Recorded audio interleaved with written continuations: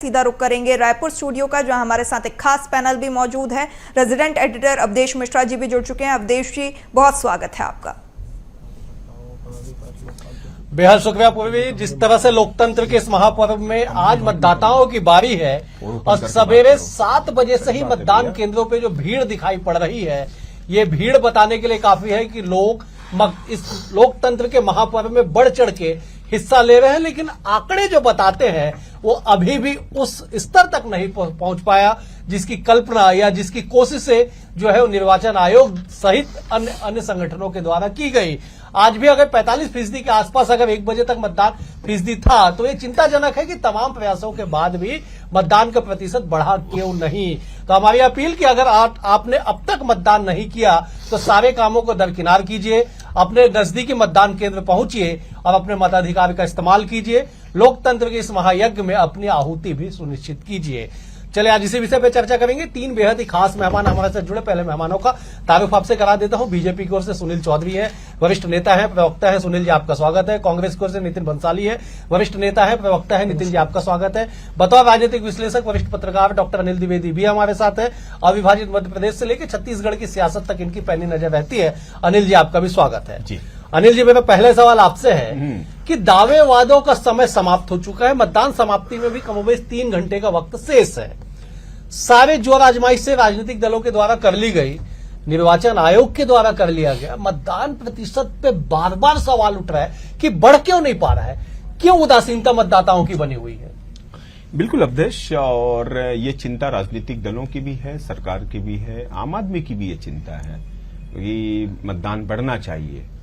बस्तर में हमने देखा कि 75-80% तक मतदान हुआ, और जब आदिवासी इतने जागरूक हैं मतदान के लिए तो शहर के पढ़े लिखे तबके को भी जागरूक होना चाहिए, जबकि वो बहुत ज्यादा सुविधाएं भोगता है, जरूरत से ज्यादा प्राकृतिक संसाधनों का इस्तेमाल करता है, नेताओं को गरियाता है। तो जब हम 5 साल नेता को गरियाते हैं ना, तो ये समय होता है कि उसके साथ खड़े होना और उसके अधिकारों के लिए उसके साथ उसके लिए वोट करना, ताकि सरकार बन सके, ताकि हम सांसद चुन सके। और आज जो जनादेश 2024 हो रहा है, अंतिम 7 सीटों पर मतदान होने, 1.5 करोड़ से ज्यादा मतदाता मतदान करने के लाइन पे हैं। और मुझे लग रहा है कि अभी मैंने आधे घंटे पहले तक का जो रेशियो देता था, शायद 42% तक मतदान हो चुका था।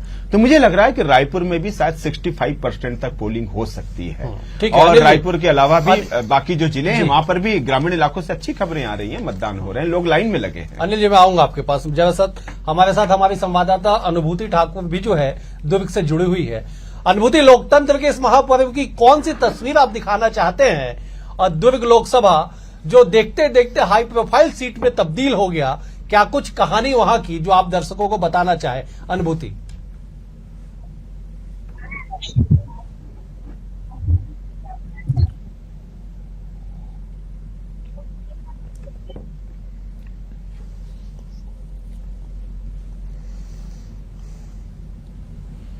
चल, अनुभूति तक हमारी आवाज नहीं पहुंच पा रही, एक बार फिर से कोशिश करता। अनुभूति, अगर आप तक मेरी आवाज पहुंच रही हो तो जरा ये बता दीजिएगा कि देखते ही देखते हाई प्रोफाइल सीट में तब्दील हुए दुर्ग लोकसभा के क्या सियासी समीकरण है और मतदाताओं में उत्साह कितना आपको नजर आ रहा है, क्योंकि मतदान अब समाप्ति की ओर 6 बजे तक का वक्त तय है। अनुभूति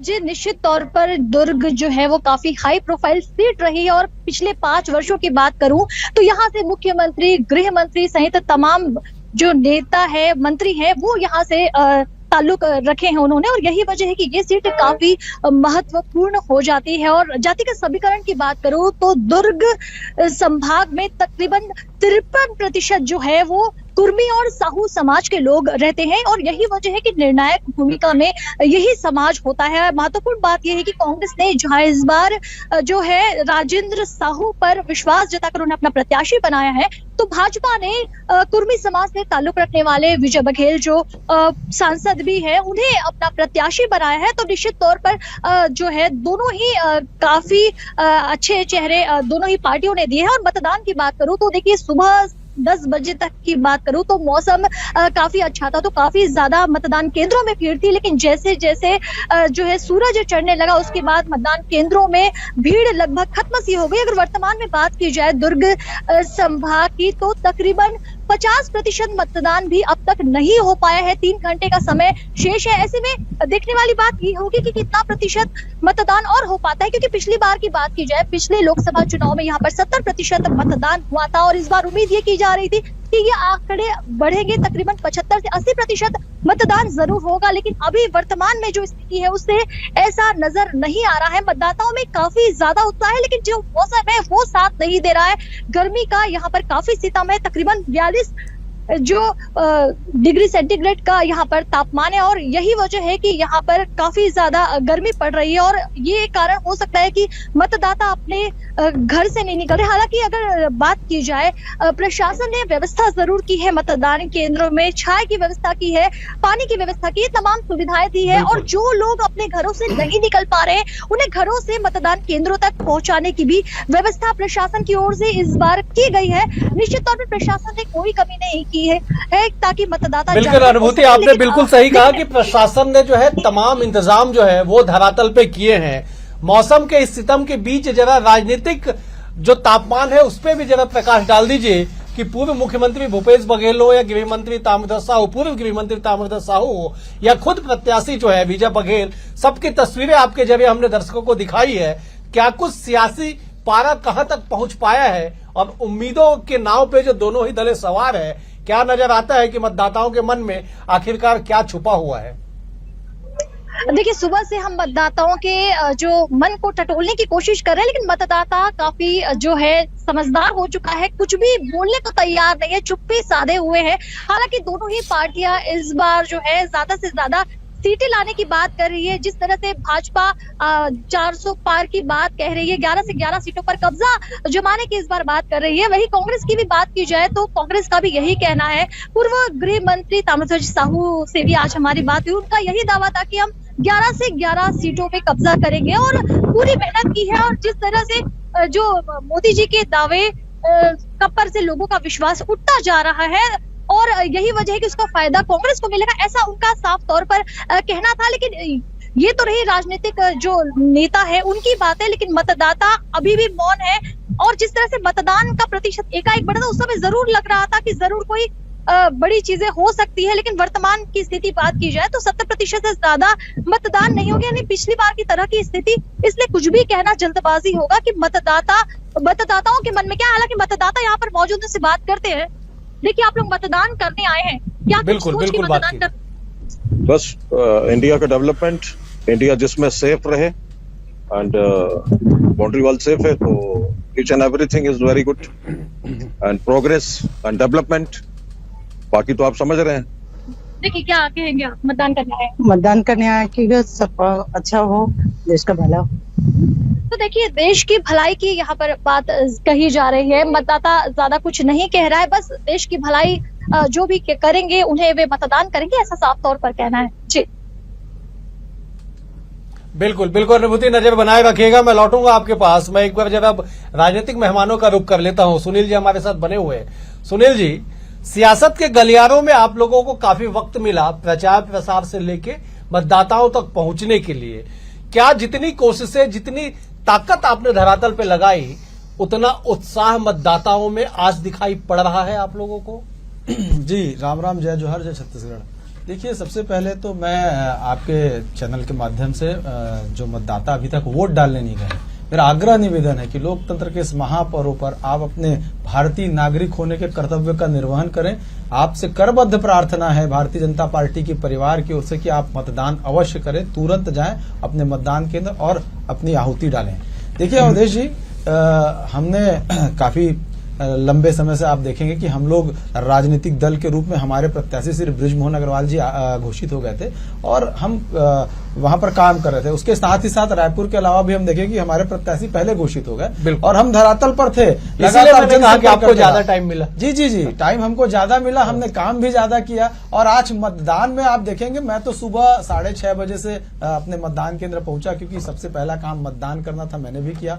और जाकर के मैंने देखा काफी उत्साह लोगों के मन में है। एक ही भाव लोगों के मन में था कि इस बार मतदान करना है। मैं धन्यवाद देना चाहता हूं निर्वाचन आयोग का और जो हमारे कलेक्टर हैं, जिला निर्वाचन अधिकारी हैं, बहुत ही शानदार व्यवस्था इस बार की है कि वहां पर आप टेंट की व्यवस्था देखेंगे, वहां पर आप पानी की व्यवस्था, नींबू पानी की व्यवस्था, छाछ की व्यवस्था। सुनील जी जरा इस बात का जिक्र भी कर दीजिएगा कि इतनी अच्छी व्यवस्था है कि उसी नींबू पानी को बांटने को लेके कांग्रेस के प्रत्याशी विकास उपाध्याय जो है धरने पे बैठ जाते हैं। वो आरोप लगाते हैं कि नींबू पानी बांटने के बहाने आप लोग मतदान के दिन पोलिंग बूथ के भीतर कैंपेनिंग कर रहे हैं। बिल्कुल नहीं साहब, भारतीय जनता पार्टी का कोई कार्यकर्ता मतदान केंद्र के भीतर नहीं है, बल्कि भारतीय जनता पार्टी के सारे कार्यकर्ता तो वोटर निकालने के लिए घूम रहे हैं। मैं भी लगातार अपने क्षेत्र में घूमता रहा और माननीय विकास उपाध्याय जी को देखिए क्या मतलब चुनाव लड़ रहे हैं कि आप टाइम पास कर रहे हैं। ये सारी जनता पूछने लगी है, अरे नींबू पानी पे धरना कोई देता है जिस दिन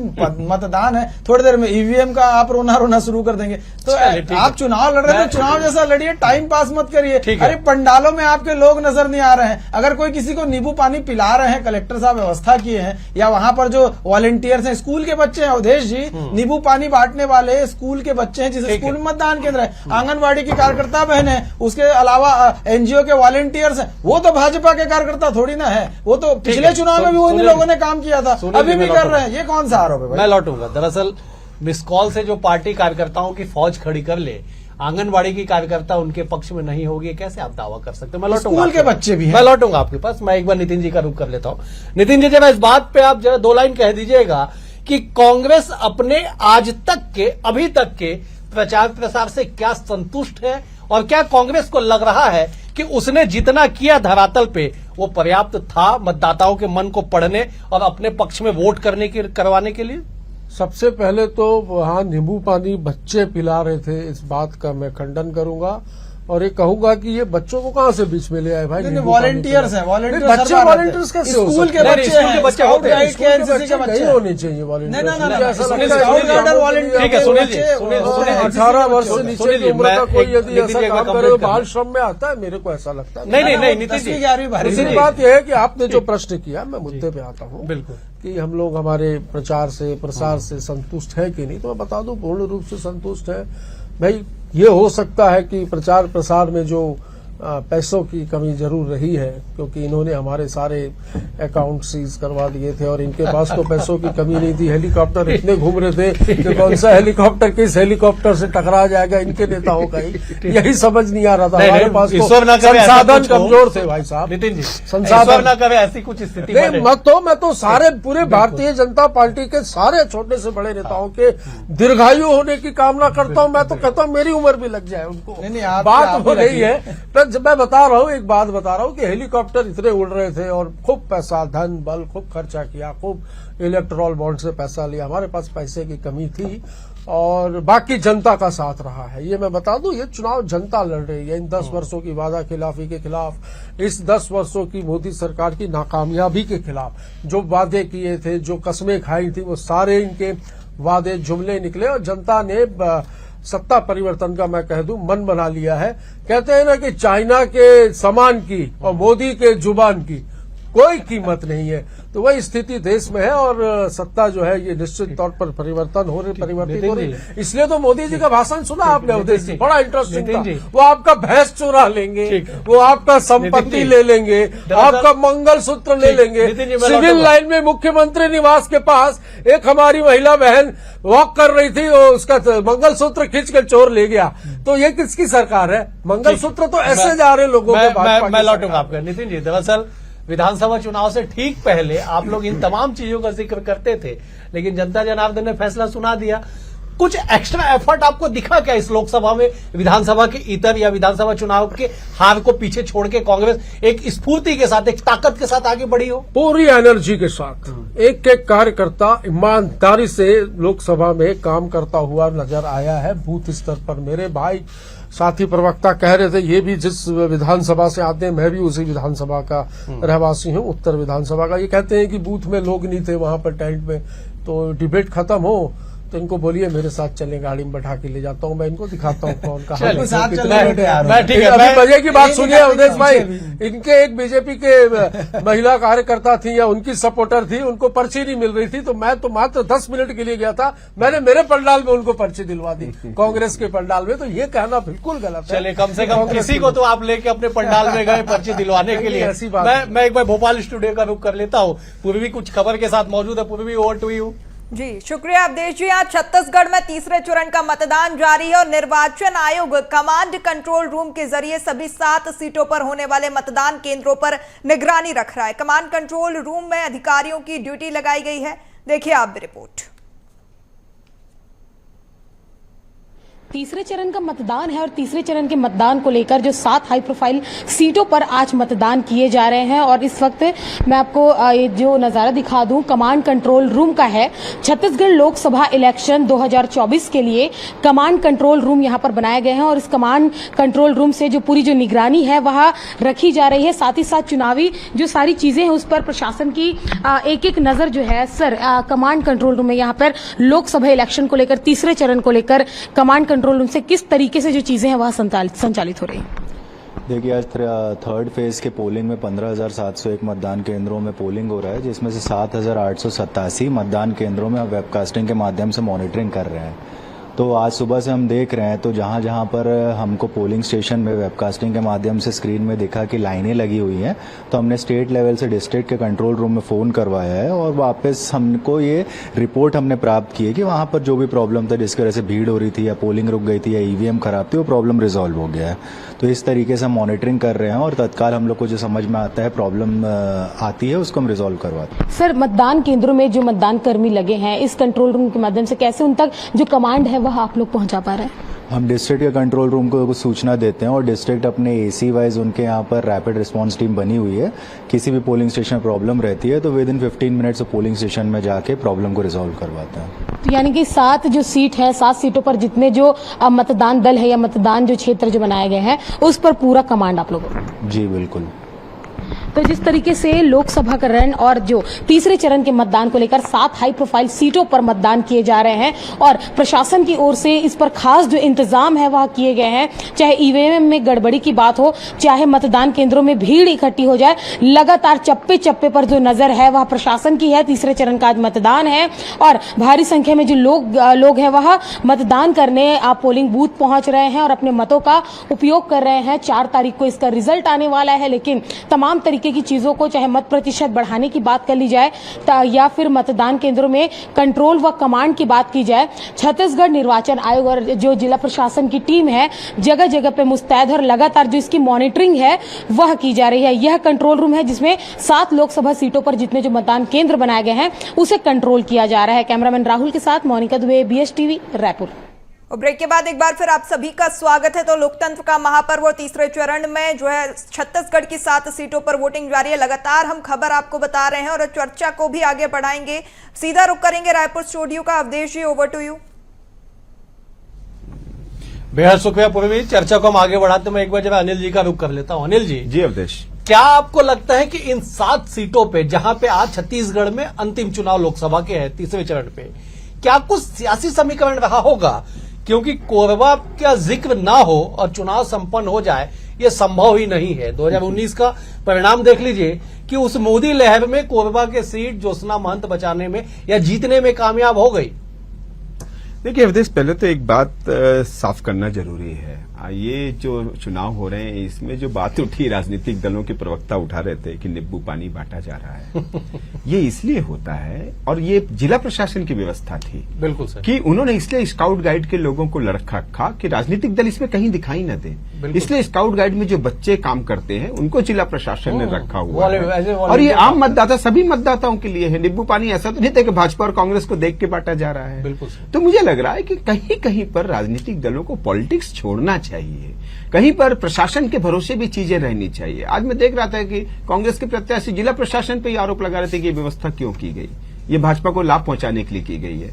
अगर आप छोटी चीजें, जनता के हित वाली चीजों को तो राजनीति में न घसीटना चाहिए, मेरा ऐसा सुझाव और मानना है। अब जो बात आपने कही कि जो 7 सीटों पर स्थिति है, कंपटीशन बहुत, मुकाबला तगड़ा है, ऐसी इनमें से 3 सीटें तो ऐसी है जहां पर कांग्रेस और बीजेपी बहुत टफ मुकाबले में है। लेकिन जो बात आपने कही कि जैसे रायपुर सीट है, वहां बृजमोहन अग्रवाल और विकास उपाध्याय के बीच एक हाई प्रोफाइल सीट है, ये पूरे देश में चर्चा हो रही है इसकी। इसी तरह कोरबा देख लीजिए, वहां से सरोज पांडे चुनाव लड़ रही हैं। ज्योत्सना महंत भी बड़ी कद्दावर नेत्री कांग्रेस की, चरणदास महंत विधानसभा अध्यक्ष है उनके, और वो गढ़ है चरणदास महंत का। बिल्कुल। और ऐसे में यदि सरोज पांडे वहां जाकर के गिरी है तो जो बाहरी जो फैक्टर है वो वहां पे काम तो कर रहा था, लेकिन आप याद रखिए कोरबा में जो 60 और 70% एम्प्लॉई है वो तो बाहर से ही आए हैं, क्योंकि मल्टीनेशनल कंपनियां वहां पर काम कर रही हैं। तो ये मुद्दा तो वहां फुस हुआ है। और कोरबा में होता भी यह है कि अधिकतर प्रत्याशी आमतौर पे नया प्रत्याशी दिया जाता है और वो चुनाव लड़ता है वहां से। तो सरोज पांडे चूंकि बीजेपी की कद्दावर नेत्री हैं, एक साख तो दांव पर है उनकी, कहीं न कहीं एक दिल में धुकधुकी तो रहती है कि भाई चुनाव के परिणाम क्या होंगे।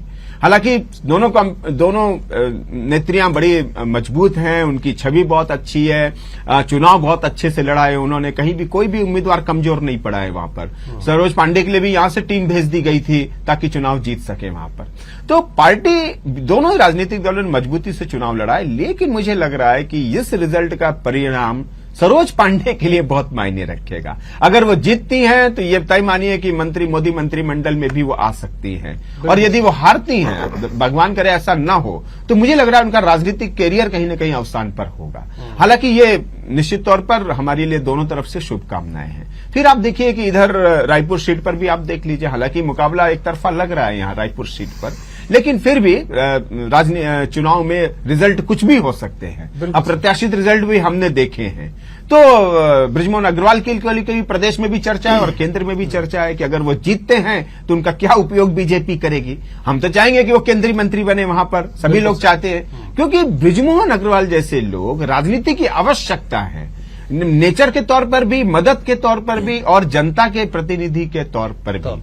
और इसके अलावा और भी ऐसी बहुत सी सीटें हैं। सरगुजा हम देख रहे हैं, सरगुजा में खुद टीएस सिंहदेव की प्रतिष्ठा है, क्योंकि वो इलाका उनका है। वो इस बात से इंकार नहीं कर सकते कि ये चुनाव हमारा नहीं है, बिल्कुल है। जिस तरह भूपेश बघेल की साख दांव पर है, वैसे टीएस सिंहदेव की भी साख दांव पर है। वो उनको ये जवाब देना होगा कि हम ये सीट जीते तो उनके हिस्से में क्रेडिट जाएगा, अगर हार गए तो सवाल उठेगा कि आप क्यों नहीं जिता पाए वहां से। तो सरगुजा है, कोरबा है, रायपुर है, इसके अलावा और भी जो 4 सीटें हैं, तमाम तरह के दिलचस्प मुकाबले हैं और इसके रिजल्ट भी बड़े अप्रत्याशित हो सकते हैं। ठीक है, मैं एक बार सुनील जी का रुख करता हूं। सुनील जी, आप एक बात का जिक्र कर रहे थे कि जो मतदाता कतारबद्ध होकर मतदान कर रहे हैं वो भाजपा के प्रति मतदान कर रहे हैं, वो भाजपा के वोटर हैं जो घरों से निकले हैं। साहब जरा एक बात बता दीजिए कि ऐसा कौन सा मैकेनिज्म है जिससे ये पता चलता है कि कतार में खड़ा व्यक्ति है वो भाजपा को वोट करेगा और कांग्रेस को नहीं करेगा। देखिए अवधेश जी, जो राजनीतिक दल में काम करते हैं लंबे समय से अपने अपने क्षेत्रों में, वो इस बातों से भली भांति परिचित होते हैं कि कौन सा परिवार है वो किस विचारधारा का है, किस मानसिकता का है। आप देखेंगे कि सुबह से लंबी लंबी कतारें थी, और वहां पर जब हमारे कार्यकर्ता भी जाते हैं, हमारे लोग भी हैं, हमारे एजेंट भी हैं, और सारे लोग ऑब्जर्व करते हैं, क्योंकि राजनीतिक दल में काम करते हुए ये सब करना भी पड़ता है, और वोटर भी हम निकालते हैं। तो सुबह से एक उत्साह भारतीय जनता पार्टी। ठीक है सुनील जी, मैं 1 मिनट आपको रोकना चाहता, सुनील जी मैं 1 मिनट रोकना चाहता हूं। मतदान के प्रतिशत आ चुके हैं 3 बजे तक, अपने दर्शकों को अपडेट कर दें। और जब इस बात का भी जिक्र कर ले कि बिलासपुर में अगर 50.76% मतदान 3 बजे तक हुए हैं, 11 में से 9 घंटों में अगर महज 50% मतदान, तो 3 घंटे में मतदान का प्रतिशत कहां तक बढ़ पाएगा। इसलिए क्योंकि 2019 में 64.36% मतदान बिलासपुर में संपन्न हुआ था। रायपुर का जिक्र कर लिया जाए, सुनील जी, नितिन जी, आप दोनों इसी कॉन्स्टिट्यूंसी से हैं। रायपुर में 51.66% मतदान 3 बजे तक, 6 बजे तक का वक्त है। और सबसे बड़ी बात यह है कि जिस रायपुर उत्तर पे हम मौजूद है, आप दोनों जहां से हैं, वहां पे महज 45.17% मतदान। कहां है उत्तर की जनता? सुनील जी, आप तो कह रहे थे कि आप एक एक मतदाता को पहचानते हैं कि कौन से विचार से है। कहां है मतदाता आपके? 45% महज मतदान हुआ 3 बजे तक। देखिए, उत्तर विधानसभा में 2-2.25 लाख वोटर हैं, उसमें से 45% मतदान हुए हैं। तो ये मान के चलिए कि लगभग 80-90 हजार वोटरों ने मताधिकार का प्रयोग किया, जिसमें भारतीय जनता पार्टी का बहुमत होगा। इसमें भाजपा के परिवार के विचारधारा के लोगों ने बड़ी संख्या में वोट डाले हैं और कांग्रेस में एक मायूसी सी छाई हुई है। कांग्रेस के वोटरों में भी मायूसी है। सबको पता है कि भैया ये चुनाव तो हार रहे हैं, इसलिए वो निकल भी नहीं रहे। और दूसरा, जो मोदी जी के विषय में जिस प्रकार से हम बात करते हैं कि वो जिन बातों को कहते हैं वो लगातार कर रहे हैं, लोगों ने लाभ प्राप्त किया। एक तो सबसे पहला भगवान श्री राम का दिव्य भव्य मंदिर बना, धारा 370 की समाप्ति हुई। उसके बाद आप देखेंगे कि 25 करोड़ लोग गरीबी रेखा से बाहर आए, मुफ्त का राशन मिल रहा है, महतारी बंधन योजना का लोगों को लाभ मिल रहा है। ऐसे में गिनाना चाहूं तो अवधेश जी काफी लंबी लिस्ट है, लेकिन लोगों को लाभ मिला और लोगों को पता है कि भारतीय जनता पार्टी, चाहे विष्णुदेव साय जी की सरकार हो, चाहे केंद्र में मोदी जी की सरकार हो, ये काम करने वाली सरकारें हैं। और इसलिए वो कहीं ना कहीं इस बात से इत्तेफाक रखते भी होंगे कि भैया इस बार भारतीय जनता पार्टी को जिताना है। और उसमें हो सकता है इस बात भी सहयोग करें कि मतदान करने ना जाए, लेकिन मैं उनसे निवेदन करता हूं कि आप आइए, मतदान करिए, जो आपके हृदय में मन में है। आप भाजपा को वोट दीजिए, लेकन लोकतंत्र में मतदान करना चाहिए। ठीक है, भाजपा का वोट तो निकला है साहब। सुनील जी, मैं लौटूंगा। नितिन जी, जरा आप इसी सवाल पे जवाब दे दीजिएगा कि 45% जो मतदान अब तक 3 बजे तक हुआ है, उसमें से सुनील जी क्लेम कर रहे हैं कि अधिकांश मतदाता उनके पार्टी के हैं, उनके पार्टी को वोट किया है। आपके मतदाता कहां है साहब? निकालिए ना घरों से मतदाता को। ये बटन बाद में दबता है और बोल पहले देते हैं। मेरे को लग रहा है कि हमारे मतदाता, ये कैसे पता चलता है? मैंने सुना था वो एक वो बागेश्वर बाबा है, एक निर्मल बाबा है, तो मेरे को लगता है मेरे साथी से पता चलता है सुनील बाबा है। ये बटन दबने से पहले बता दे रहे हैं कि सब वोटर हमारे हैं। मैं ये दावा करता हूं अवधेश भाई, रायपुर नॉर्थ की बात हो या प्रदेश की बात हो, आप देखिएगा 70% से ऊपर मतदान जाएगा। दोपहर के बाद इसमें अभी 4 बज रहे हैं, 6 बजे तक का मतदान का समय है। इस बात पे निश्चित तौर पर आप देखिएगा 10% बढ़ेगा और ये सत्ता के खिलाफ जा रहा है। मैं ये भी बता दूं। दूसरी बात, इन्होंने राम मंदिर की बात की, तो मुझे आज एक सवाल का जवाब दे दो। बड़ा प्रतिष्ठित चैनल है, वरिष्ठ लोगों के बीच में बैठा हूं। यार सुनील जी, ये बताओ, आप लोग कहते हैं राम आए थे, मुझे बताओ राम गए कहाँ थे और आपने लाया कहाँ से उन्हें? राम तो कभी कहीं गए ही नहीं थे। ठीक है, राम तो सर्वमान्य है। राम तो आपके भी, अवधेश भाई के भी, अनिल भाई के भी, मेरे भी। राम राम कब तक करोगे भाई? सुनील जी जवाब, मुद्दे पे बात करो। सुनील जी जवाब जी, मैं अनिल जी का रुख करूंगा। देखिए, राम गए थे आए थे विषय नहीं है। 5 सालों का संघर्ष देखा ना आपने? 5 सालों तक के वहां पर क्या था? नहीं, राम, आप लोगों ने एक ही बात की कि हम राम को लाए हैं, आप हमको लाइए। तो आप राम को कहां से ला रहे हैं? मेरा प्रश्न जो है उसका उत्तर जनता का नारा है। दूसरी बात, ये 400 पार का फार्मूला क्या? 400 पार का फार्मूला क्या? ये कांग्रेस नेता क्यों अस्वीकार कर दिया? सारा विषय जनता जानती। सुबह से लोग हमको देख करके केवल राम राम ही बोलते हैं। मैं लगातार भैया आपसे ज्यादा पूजा पाठ करता हूँ। 500-600 घरों में संपर्क क्यों पिछले 2-3 दिनों में? लोगों ने लगभग, अवधेश भाई, 90% लोगों के मन में यही था कि भगवान राम का मंदिर बना है और वो कहीं ना कहीं आपके संघर्ष से बना है। सुनील जी, मैं लौटूंगा। मिला तो मैं भी बहुत लोगों से हूँ, तो उन्होंने मुझे ये कहा कि भाई अस्पताल बनाते, मंदिर बनाते तो ठीक है, अस्पताल बनाते, स्कूल बनाते तो ठीक है, मंदिर बनाया, अच्छा काम किया, और मंदिर के नाम पर वोट नहीं मांगना चाहिए। विश्वविद्यालय बनाया है, क्या नहीं बनाया? क्या बनाया? क्या बनाया? चलो बताओ, लोगों का कितना एम्स बनाया? सुनील जी, 7 से 21। अच्छा, 400 पार कैसे करोगे? ठीक है, अच्छा, 400 पार कैसे करोगे? अरे फार्मूला तो पूछो। ये 400 पार अब की बार 400 पार, ये 400 4 तारीख को देखिए। नहीं, मेरे को फार्मूला बता दो। मैं जानना चाहता हूँ। कुछ पता साउथ से 7 और नॉर्थ से हाफ होने ठीक है। नितिन जी, दरअसल जनता जनार्दन किस फॉर्मूले को अडॉप्ट कर रही है, 4 जून को ही पता चलेगा। हो सकता है सुनील जी के पास ऐसा कोई मैकेनिज्म हो जिसमें मतदाता जो कतारबद्ध है, इन्हें नजर आता है कि वो किसके मतदाता है। हो सकता है कि आपके पास वो मैकेनिज्म हो जिसमें आपको ऐसा लगता है कि सुनील जी गलत कह रहे हैं और आप सही कह रहे हैं। मैं इन दोनों की बातों को लेकर अनिल जी का रुख कर लेता हूं। अनिल जी, जरा आप इस पर टिप्पणी कर दीजिए कि जो मतदाता अब तक निकल के मतदान केंद्रों तक पहुंचे हैं, वो कैसे दोनों दल अपने अपने क्लेम कर रहे हैं। और दूसरा, ये फिर से मेरा पहला सवाल है जो आपसे पहले पूछा था कि अगर 3 बजे तक राजधानी रायपुर, जो सत्ता का केंद्र, राजनीति का केंद्र माना जाता है, यहां पे 45% मतदान कैसे काम चलेगा? कहां गए वो प्रयास तमाम? धरातल पे अपील, कई पोस्टर लगा दिए गए, होर्डिंग्स लगा दिए गए, तमाम जतन, परिणाम क्यों नहीं आ रहे? परिणाम मूलक काम क्यों नहीं हो पा रहे?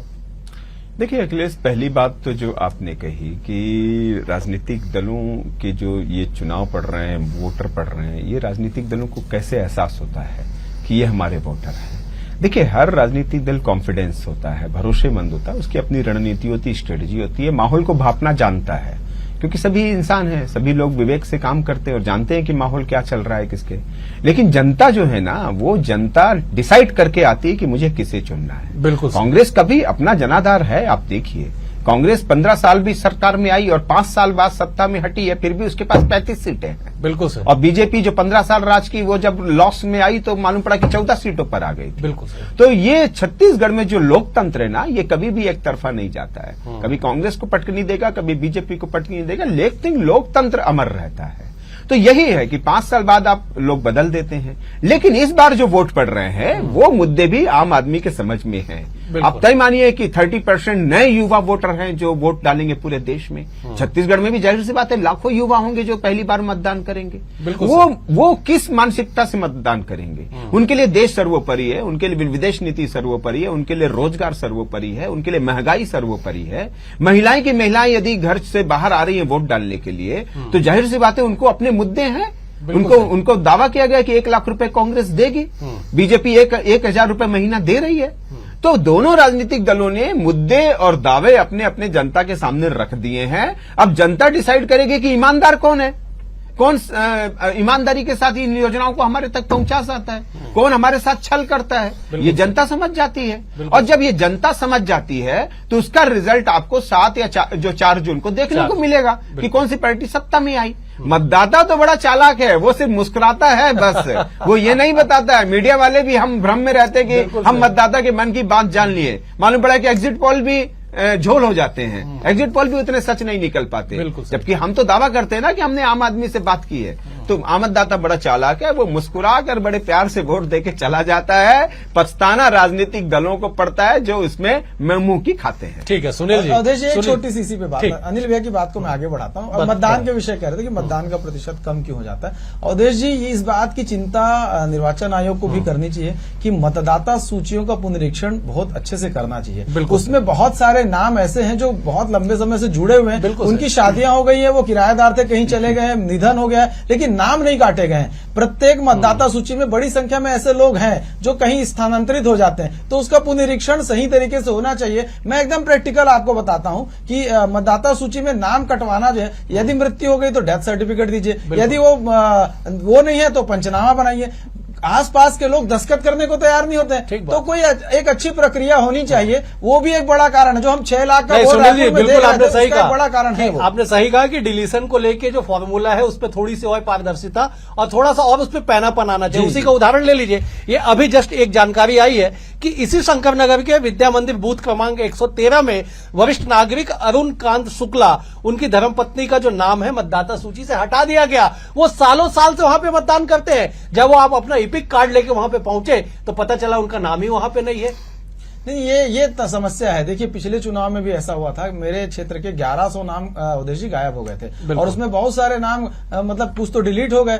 और अभी भी आज भी ये स्थिति थी कि हमारे परिवार के 3 बच्चों के नाम जो पिछले बार वोट डाले हैं वो उनके नाम ही गायब हो गए। तो पता नहीं ऐसे कैसे हो जाता है, किसकी गलती है या सुनील, ये तो गंभीर मामला है। आप तो स्वयं जनप्रतिनिधि रह चुके हैं, आप जनप्रतिनिधि रह, चुने हुए जनप्रतिनिधि रह, आपके परिवार के साथ अगर इतनी बड़ी मतलब ये चूक हो जाए कि 3-3 लोगों का वोट गायब हो जाए, फिर हम उसको ढूंढे तो कहीं WRS में निकल रहा है, किसी का शंकर नगर में निकल रहा है, वो सप्लीमेंट्री में जुड़ा रहता है अवधेश जी। तो लास्ट जो पेज होता है, जब वो बनाते हैं तो लास्ट पेज को इधर का उधर करते हैं, तो कई बार वो बाजू के वार्ड में या कहीं और चले जाते हैं। तो इसको ठीक करना चाहिए। नितिन जी, मैं ये कहना चाहूंगा। नितिन जी, एक मैं सवाल ले लेता हूं आपसे, फिर बिल्कुल आप इस पर प्रकाश डालिएगा। मतदान प्रतिशत कैसे बढ़ाया जाए, क्योंकि चिंता कमोबेश सियासत दलों को सत्ता तक पहुंचने के अलावा इस बात की भी चिंता होती है कि कैसे मतदान दल जो मतदान प्रतिशत उसे बढ़ाया जाए। नितिन जी, जरा आप अपने दावों में इस बात को जोड़ लीजिएगा कि आपको क्यों ऐसा लग रहा है कि कांग्रेस अब तक का बेस्ट जो है प्रदर्शन,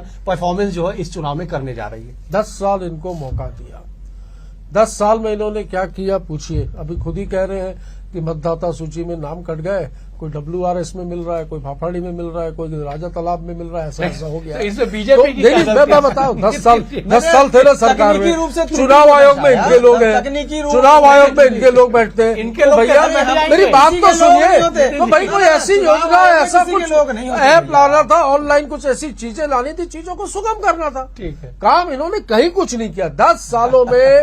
अवधेश भाई, आप मोदी जी का भाषण उठा के देख लीजिए, आज वो भाषण दे रहे थे। ये अगर इंडिया बोलने में भी शर्म आती है इनको, इंडी वाले अगर सरकार में आएंगे तो आपका भैंस चोरी हो जाए, भैंस उठावे, भैंस छीन के ले जाएंगे, आपका विरासत ले लेंगे, आपका मंगलसूत्र चोरी हो जाएगा। इनके पास खुद ने 10 साल क्या किया, और आने वाले 5 साल में यदि सरकार में आते हैं तो क्या करेंगे बता देंगे।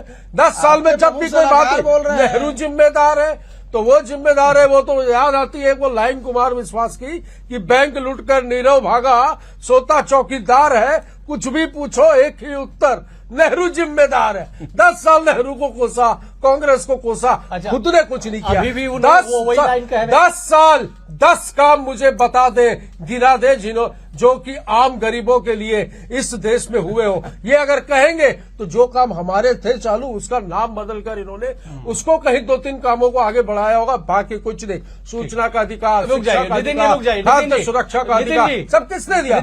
रुक जाइए, मैं आपकी चुनौती को ट्रांसफर कर देता हूँ सुनील जी के पास। सुनील जी 10 नहीं आप 5 काम बता दीजिए। नितिन जी ने आपको गंभीर चुनौती। मैं एक ही काम पर इनको बता दूं, मुझे बताइए देश के अंदर में पहले बीमा कराना कितना कठिन होता था। मात्र 12 रुपए में बीमा योजना प्रारंभ करना, शौचालय की आवश्यकता होती थी, लोग बेचारे हमारी खाना खाने का पैसा नहीं है यार, करती थी, खाना खाने का पैसा का इंतजार करती थी, और वो उनके लिए शौचालय का निर्माण हुआ। घर, ये शौचालय को ही विकास समझते हैं, घर बनाना, अरे हम शौचालय का मतलब विकास है, क्योंकि हम इज्जत समझते हैं। आप महलों वाले नहीं समझेंगे। रेवन्ना का है, रेवन्ना से बचते हो, रेवन्ना के बारे में घर में शौचालय ना हो, वो अंधेरे का इंतजार करती थी। मैं अनिल जी का रुख कर रहा हूं। क्या होती है, एक घर होना चाहिए पीने के लिए, साफ भैया इंदिरा आवास योजना हमारी योजना। कुछ बेईमान ऐसे होते हैं जो दूसरों के मकान में करना। अरे गरीब जो कहीं पर मकान बना करके दे रहे हैं, आपके जैसे नहीं कि वहाँ जमीन कहीं पर गरीब यहाँ तो वहाँ ले गए। सुनील जी एक बड़ी खबर आ गई है, मुझे भोपाल स्टूडियो का रुख करना पड़ेगा। अनिल जी मैं उसके पास आपके पास आऊंगा, टाइम बचा तो। पूर्वी ओवर टू यू जी। देखिए अवधेश जी, यहाँ बड़ी खबर मिल रही है, जहां छत्तीसगढ़ में तीसरे और अंतिम चरण के मतदान में दिग्गजों के वोट देने का सिलसिला लगातार जारी है। गौरेला के सारबहरा में जेसीसी के मुखिया अमित जोगी और पूर्व विधायक रेणु जोगी ने भी मतदान किया है, साथ ही जनता से भी वोट करने की अपील की है। तो देखिए यहाँ लगातार जनप्रतिनिधि, राजनेता सभी अपने मताधिकार का उपयोग करते हुए नजर आ रहे हैं और मतदान के लिए अपील करते हुए भी नजर आ रहे हैं। लगातार बीएसटीवी भी अपील करता है कि अभी तक अगर आप अपने घरों से नहीं निकले हैं, अपने मताधिकार का उपयोग नहीं किया है, तो घरों से बाहर निकलिए और मतदान करिए। तस्वीरें सीधी पेंड्रा से, जहां जनप्रतिनिधि मतदान केंद्र पर पहुंचे हैं, अपने मताधिकार का उपयोग किया है। तो चलिए चर्चा को आगे बढ़ाएंगे, सीधा रुख करेंगे रायपुर स्टूडियो का। Avdhesh, over to you. क्या उसके जो थे बेहद शुक्रिया। पूर्वी भी मैं अनिल जी का रुख कर ले। तो अनिल जी, जिस तरह से आप प्रकाश डाल रहे थे मतदान प्रतिशत को लेकर, तमाम तरह की चर्चाएं चल रही थी, जरा आप भी इस पे कमेंट कर दीजिए कि कहां पे चूक हो जा रही है, और जिस बात का जिक्र दोनों ही दलों के नुमाइंदे कर रहे हैं, ये अपने अपने दावों में कितने सफल है। अनिल जी देखिए अवधेश जी, लोकतंत्र का चुनावी यज्ञ है ये, और सभी को संविधा इसमें डालनी ही चाहिए, तभी हमारा लोकतंत्र मजबूत होगा और आगे बढ़ेगा। देखिए चुनाव मतदान कराने के प्रतिशत को लेकर सब तरफ से मेहनत होती है, प्रशासन भी करता है, चुनाव आयोग भी करता है, राजनीतिक दल तो करते ही हैं, बीजेपी और कांग्रेस के कार्यकर्ता तो घर घर जाकर के चुनाव प्रचार करते हैं। उसके बाद भी लोग अगर वोटिंग देने नहीं आते, अगर 75% पोलिंग होती है या 80% तब भी 20% क्या कर रहे थे। तो इस बार मुझे लगता है कि अब देश को, चूंकि हम विकासशील देश की ओर से विकसित देश की ओर आगे जा रहे हैं, दूसरे देशों में बहुत ज्यादा अच्छी चीजें हैं निर्वाचन को लेकर के, मुझे लग रहा है 2 चीजें अब सरकार की तरफ से आगे बढ़ना चाहिए। पहला बात तो यह कि अनिवार्य मतदान को अनिवार्य करने की बात होनी चाहिए, और दूसरा जो नितिन जी ने एक बहुत अच्छी बात उठाई कि ऑनलाइन वोटिंग, इसका विकल्प भी चुनाव आयोग को अब देना चाहिए भारतीयों को। ये 2 चीजें यदि हो जाएंगी तो मुझे लग रहा है कि वोटिंग प्रतिशत 90-92% तक हो सकता है। तो पढ़े लिखे लोग हैं, अब सब कुछ युवा तो सब आजकल ऑनलाइन और मोबाइल से ही सब कर रहे हैं। आप ऑनलाइन वोटिंग कर देंगे तो 10 सेकंड ऐड कर देता हूं मैं। ईवीएम का जो टंटा है और जो विवाद है वो आज तक सुलझ नहीं पाया, ऑनलाइन वोटिंग कैसे संभव हो पाएगा? नहीं, सुप्रीम दोनों चीजें अलग अलग हैं। जी। ईवीएम मशीन के लिए सामने चूंकि रहता है और वो दूसरा प्रोसेस प्रक्रिया है उसके वोट देने की, लेकिन ऑनलाइन में तो आप रजिस्टर्ड होंगे ना, आपका नाम है, आपका फोटो है, आपकी मेल आईडी है, सब कुछ इसमें माना जाएगा।